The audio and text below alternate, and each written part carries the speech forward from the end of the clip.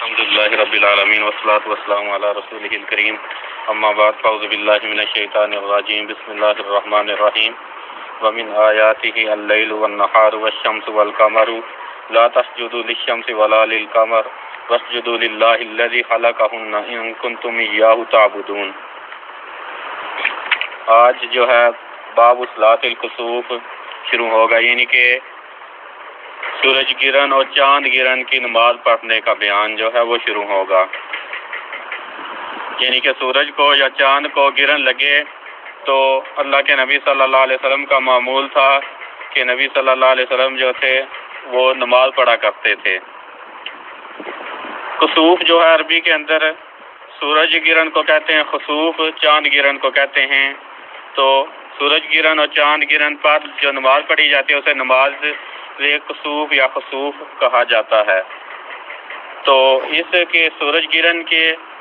ایک ہے علت مخصوصہ اور ایک ہے علت شرعیہ۔ علت مخصوصہ سے مراد یہ ہے کہ فلکیات کے ماہرین جو ہیں وہ حساب کتاب لگا کر یہ بتا سکتے ہیں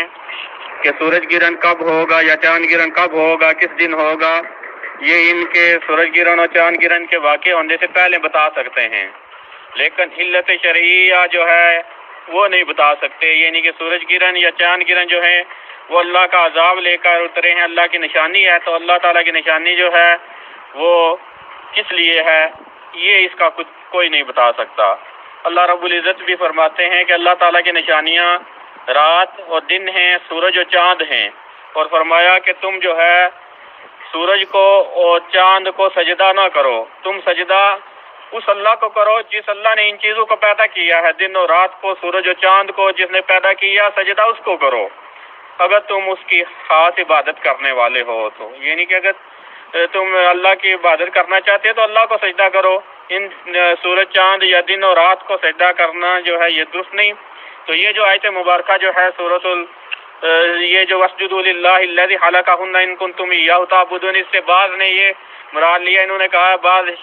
مفسرین نے کہ یہاں سے نماز کسوف جو ہے وہ مشروع ہونا ثابت ہوئی ہے، یہاں سے یعنی کہ نماز کسوف کا مشروع ہونا ثابت ہوا۔ تو باقی یہ نماز جو ہے چاند گرہن اور سورج گرہن پر لگنے پر جو نماز پڑھی جاتی ہے یہ نفلی نماز ہے یا یہ واجب ہے، تو اس کے اندر دو قول ہیں۔ بعض علماء جو کہتے ہیں جی کہ یہ نفلی نماز ہے، جمہور وغیرہ، لیکن بعض کے نزدیک جو ہے یہ فرضی نماز ہے، نفلی نماز نہیں ہے۔ حناف وغیرہ اور اسی طرح بعض جو ائمہ ہیں،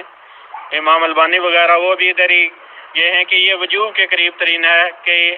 یہ جو نماز پڑھی جاتی ہے نماز خسوف یا کسوف۔ باقی اس نماز کی کئی صورتیں ہیں، اس کو ادا کرنے کے طریقے ہیں جو حدیث کے اندر آئے ہیں۔ ایک طریقہ یہ آیا ہے کہ جو سیدنا عائشہ صدیقہ رضی اللہ تعالیٰ عنہا اور حضرت عبداللہ بن عباس رضی اللہ تعالیٰ عنہما کی روایت کے اندر ہے کہ اللہ کے نبی صلی اللہ علیہ وسلم نے 2 رکعتیں پڑھی اور ہر رکعت کے اندر 2 رکوع کیے اور 2 قیام کیے اور 2 سجدے کیے۔ یعنی کہ پہلا قیام جو ہے سورۃ الفاتحہ پڑھنے کے بعد سورت کوئی پڑھی جائے، اس کے پڑھنے کے بعد پھر رکوع میں آدمی چلا جائے، رکوع کرنے کے بعد پھر کھڑا ہو جائے، پھر دوبارہ تلاوت شروع کر دے،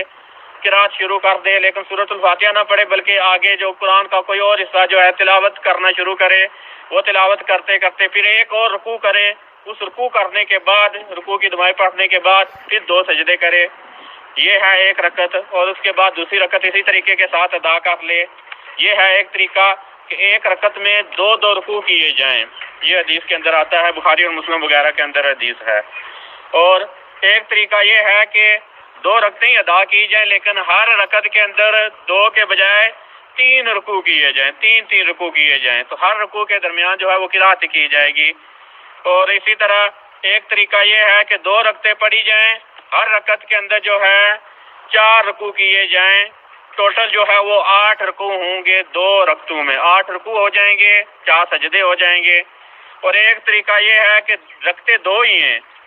آدمی جو ہے رکوع 5 کرے ایک رکعت کے اندر، اس طرح 10 رکوع ہو گے 2 رکعتوں میں، 4 سجدے ہو گے۔ تو یہ جو طریقے ہیں یہ حدیث کے اندر آئے ہیں، لیکن اللہ کے نبی صلی اللہ علیہ وسلم کے زمانہ کے اندر جو ہے وہ سورج گرہن ایک ہی دفعہ لگا ہے تو اللہ کے نبی صلی اللہ علیہ وسلم نے ایک ہی بار پڑھی ہے، تو یہ سارے طریقے کس طرح آگے سامنے حدیث کے اندر کہ یہ طریقے جو ہیں کہ 2 بھی رکوع ہیں، 3 بھی، 4 بھی، 5 بھی، تو یہ اعتراض بنتا ہے کہ یہ کیسے ہوا کہ اللہ کے نبی صلی اللہ علیہ وسلم کے زمانے میں تو ایک ہی بار حضرت ابراہیم جو اللہ کے نبی صلی اللہ علیہ وسلم کے لحظ جگر سے بیٹے تھے، ان کی وفات پر سورج گرہن لگا تھا، تو یہ سارے طریقے کس طرح حدیث کے اندر آ گئے ہیں؟ تو بعد نے یہ کہا جی کہ یہ امت کے لیے آسانی کے لیے آئے ہیں کہ کسی ایک طریقے پر نماز ادا کر لی جائے، لیکن بعد نے کہا جیسا کہ شیخ الاسلام ابن تیمیہ علیہ رحمہ اور اسی طرح ابن القیم علیہ رحمہ اور امام البانی علیہ رحمہ، امام البانی تو کہتے ہیں جی کہ نماز خسوف کے بارے میں خلاصہ یہ ہے کہ صحیح ثابت نبی صلی اللہ علیہ وسلم سے جو ہے وہ 2 رکوع ہیں ہر رکعت کے اندر، صحابہ کی جماعت سے بھی یہی ثابت ہے صحیح ترین حدیث سے کہ 2 رکوع ثابت ہیں، باقی روایات جو وہ کہتے ہیں یا تو شاذ ہیں یا ضعیف ہیں، یعنی کہ 2 رکوع والی روایات صحیح ہیں بخاری اور مسلم کی، باقی حدیث جو ہے وہ مرجوح ہیں، وہ ضعیف ہیں، یہ ہے بات نے کہا، یعنی کہ 2 رکوع کیے جائیں گے، یہ روایات جو ہے بخاری مسلم کی ہیں ان کو ترجیح ہے، باقی روایات جو ہے وہ مرجوح ہیں یا ضعیف و شاذ ہیں۔ آج ہم جو پہلی حدیث مبارکہ اس باب کے اندر پڑھیں گے وہ حضرت مغیرہ بن شعبہ رضی اللہ تعالیٰ عنہ سے روایت کہتے ہیں کہ اللہ کے نبی صلی اللہ علیہ وسلم کے زمانہ کے اندر، اللہ کے نبی صلی اللہ علیہ وسلم کے عہد کے اندر سورج گرہن لگا اس دن جب نبی صلی اللہ علیہ وسلم کے بیٹے ابراہیم علیہ السلام فوت ہوئے، تو لوگ کہنے لگے کہ یہ سورج گرہن لگا ہے موت یا حضرت ابراہیم کی موت کی وجہ سے، کہ اللہ کے نبی صلی اللہ علیہ وسلم کے بیٹے فوت ہوئے ہیں اس وجہ سے سورج گرہن لگ گیا ہے۔ تو اللہ کے نبی صلی اللہ علیہ وسلم کو جب یہ بات پہنچی، لوگ یہ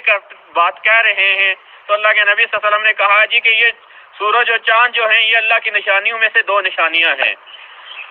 اور فرمایا کہ یہ کسی کی موت یا حیات کی وجہ سے انہیں گرہن نہیں لگتا، بلکہ فرمایا کہ جب تم دیکھو ان کو یعنی کہ سورج گرہن لگا ہو تو تم اللہ سے دعا کرو، نماز پڑھو یہاں تک کہ گرہن ختم ہو جائے، یہ واضح ہو جائے۔ اور ایک روایت بخاری کے اندر کہ حتیٰ کہ وہ روشن ہو جائیں دوبارہ، کیونکہ گرہن سورج گرہن یا چاند گرہن کے اندر ان کی روشنی ختم ہو جاتی ہے، تو فرمایا کہ جب تک یہ روشن نہیں دوبارہ ہوتے تب تک تم نماز پڑھو، لمبی نماز پڑھو۔ اور بخاری کے حدیث مبارکہ ابو بکرہ رضی اللہ تعالیٰ عنہ سے روایت کہتے ہیں کہ اللہ کے نبی صلی اللہ علیہ وسلم نے کہا کہ تم نماز پڑھو، دعا کرو، یہاں تک کہ جو تمہارے اوپر چیز آئی ہے، مسلط ہوئی ہے ایک اللہ کی طرف سے نشانی، وہ ختم ہو جائے، یعنی کہ سورج گرہن یا چاند گرہن ختم ہو جائے۔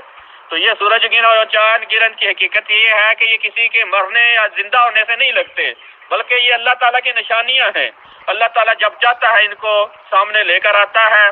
یہ کہنا کہ کسی کے وفات کی وجہ سے یا کسی بڑے حادثہ کی وجہ سے ان کو گرہن لگا ہے تو یہ غلط عقیدہ ہے، یہ غلط نظریہ ہے، بلکہ یہ اللہ رب العزت کی نشانیاں ہیں۔ اللہ رب العزت بھی جیسا کہ فرماتے ہیں کہ تمہارا کیا خیال ہے کہ اگر اللہ تعالیٰ تمہارے اوپر رات کو لے آئے اور رات بھی قیامت تک لمبی کر دے، اور فرمایا کہ کوئی ہے جو تمہارے لیے روشنی لے کر آئے، کیا تم سنتے نہیں ہو؟ اور آگے فرمایا کہ کیا تمہارا خیال ہے کہ اگر اللہ تعالیٰ دن ہی کر دے اور دن بھی اتنا لمبا کر دے کہ قیامت تک دن رہے رات آئے نہ، تو فرمایا کہ کوئی ہے میرے علاوہ یعنی کہ اللہ کے علاوہ کوئی الہ جو تمہارے لیے رات کو لے آئے کہ تم رات کے اندر سکون حاصل کرو؟ آگے فرمایا کہ افلا تبصرون، کیا تم دیکھتے نہیں ہو؟ اللہ رب العزت نے فرمایا کہ اللہ کی رحمت ہے کہ اس نے تمہارے لیے دن اور رات بنائے ہیں تاکہ تم سکون کرو اور تاکہ تم اللہ کا فضل تلاش کرو، اور فرمایا کہ شاید کہ تم شکر گزار بن جاؤ اس چیز کی وجہ سے۔ تو یہ اللہ رب العزت چاہتا ہے تو سورج گرہن اور چاند گرہن لگتا ہے، یہ اللہ کی نشانی ہے، کسی کی موت اور حیات کی وجہ سے ان کو گرہن نہیں لگتا، بلکہ یہ اللہ رب العزت جب چاہتے ہیں لگاتے ہیں، کسی کے انسان کے اختیار میں نہیں ہے کہ ان کو گرہن لگا لے یا ختم کر لے۔ اللہ رب العزت نے یہ ایک نظام رکھا ہے کہ جس کے تحت ان کو گرہن لگ جاتا ہے، اور اس پر یہ اللہ رب العزت نبی صلی اللہ علیہ وسلم کو یہ طریقہ سکھلایا کہ نماز پڑھی جائے، کیونکہ یہ اللہ کی طرف سے عذاب بھی ہو سکتا ہے، تو یہ اللہ رب العزت کی طرف سے عذاب بھی ہو سکتا ہے، اس لیے اللہ کے نبی صلی اللہ علیہ وسلم جو ہیں آگے روایات آئیں گی کہ اللہ کے نبی صلی اللہ علیہ وسلم ڈر جایا کرتے تھے جب سورج گرہن یا چاند گرہن لگتا تو نماز کے لیے جاتے۔ تو یہ طریقہ ہے کہ سورج گرہن یا چاند گرہن لگے تو یہ نماز پڑھی جائے۔ نماز کے طریقے پیچھے بیان ہوئے کہ 2 رکوع کیے جائیں، 2 سجدوں والی نماز پڑھی جائے۔ تو اب باقی بھی کچھ مسائل ہیں، نماز ایک کسوف اور خسوف کے متعلقہ وہ انشاءاللہ آگے جیسے جیسے حدیث آتی ہیں ویسے ویسے بیان کیے جائیں گے. واستغفر اللہ لی ولکم ولسائر المسلمین والمسلمات وآخر دعوانا الحمدللہ رب العالمین.